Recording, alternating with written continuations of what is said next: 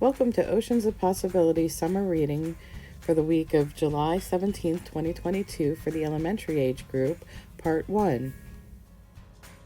The Octopus Escapes by Maile Meloy, pictures by Felicita Sala. The octopus was happy in his cave.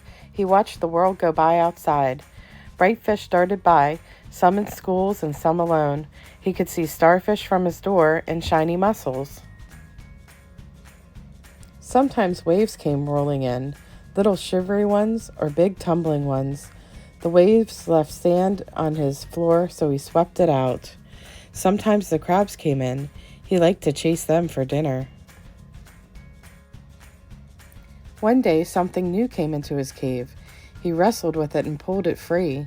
It was empty, so he climbed inside to hide. But that was a mistake. Then he was in a glass house that wasn't a cave. The glass house was in a big room where a human peered in at him. Behind her, there were sad gray sharks and slow sea stars and glass houses of their own.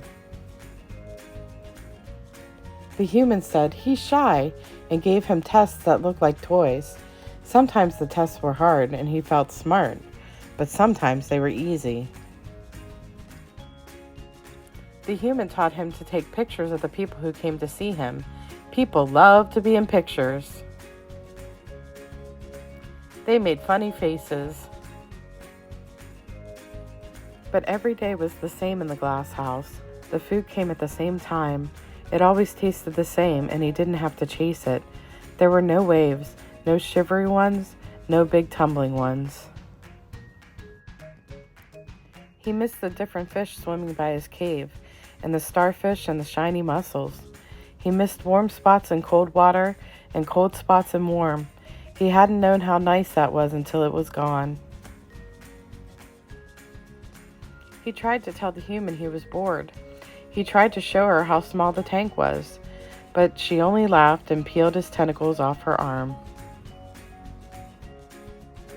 One by one, by one, by one, by one, by one, by one, by one.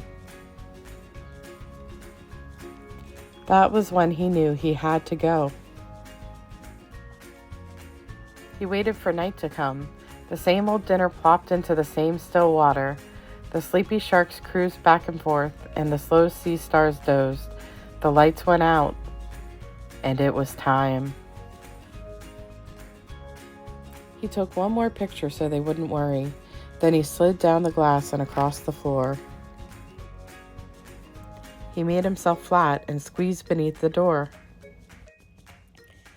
Outside, the pier was noisy and bright, but he smelled the salt of the ocean close by. He reached way, way, way down until he felt the spray and dropped. He changed colors 3 times in the water just because he could. It was a long swim back to his cave. The ocean was warm and cold and shivery and tumbling. He had to dive away from boats, and he got very hungry. But he thought of the same food plopping into the tank, and the same unchanging water, and the 4 glass walls he couldn't swim through. And he kept on until he saw starfish and mussels he knew. At last he found his cave. He chased a crab and brought it home for dinner, but there was sand on his floor, and there were fish sleeping in his bed. He swept them out. Out! He made his cave just right. No one gave him tests or wanted a picture taken. He was home, and he could do whatever he wanted. And so he settled in to watch the world swim by.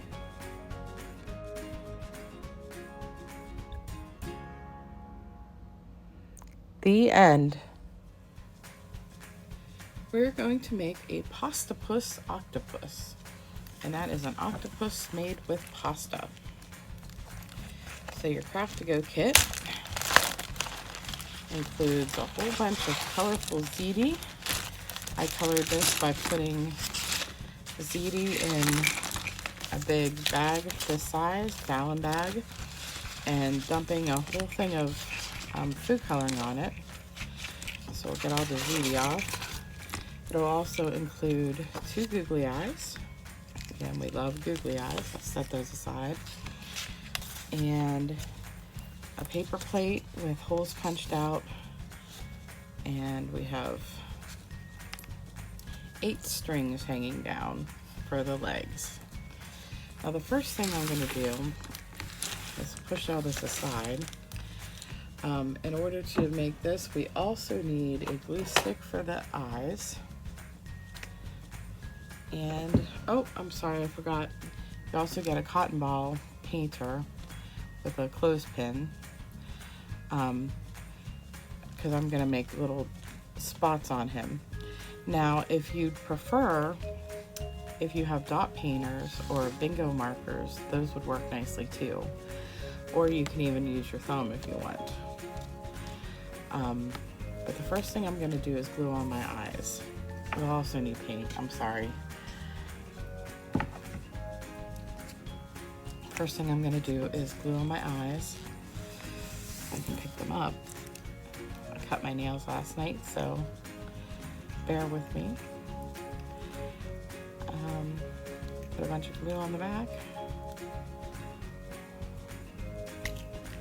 And stick one there. Got the second one. Second one's easier to pick up because I already had glue on my fingers. And stick it there. So now our octopus has eyes. And the next thing I'm going to do is do the painting.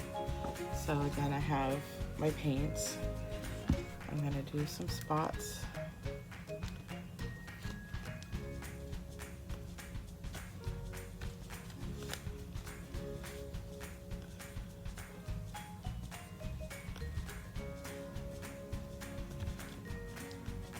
Going to have,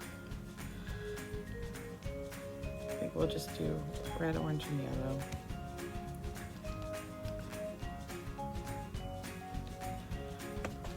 So there's the spots. The next thing we're going to do, after I put the paint aside so I don't get it all over me, is we're going to string the ZD on. You can do this in any order.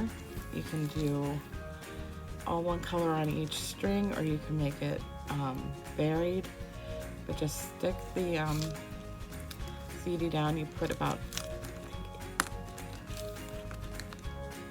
I'm going to do all orange on this one.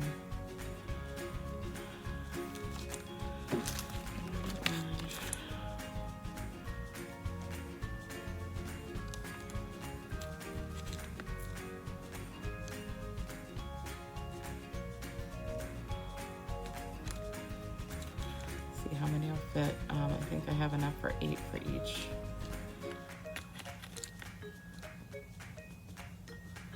You know, you don't want it too far down. Like I have 6 on here now. What I'm going to do is I'm going to take this over and put it down through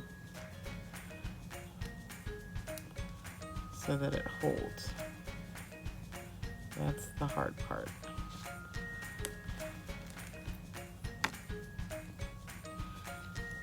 Because if not, it's not going to exactly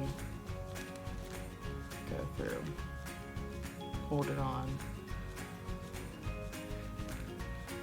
Looks like it's down some. Nope. Let's try a knot.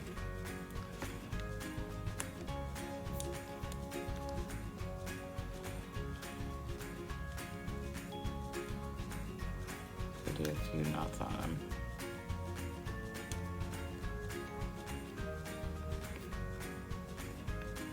There we go. And that's all you do. So you can see it on there. I did a double knot on there. We're gonna go ahead and do the rest and I'll show you what it looks like. So all my ZD is on now and it's all tied off. It took 3 knots on each to make it stay. So you might want to think of that. So this is what he looks like. Here's his face and his tentacles, and that's all you do. Might help if you put like a piece of tape at the bottom of each one, but these seem to be holding for me, so I'm gonna just leave it.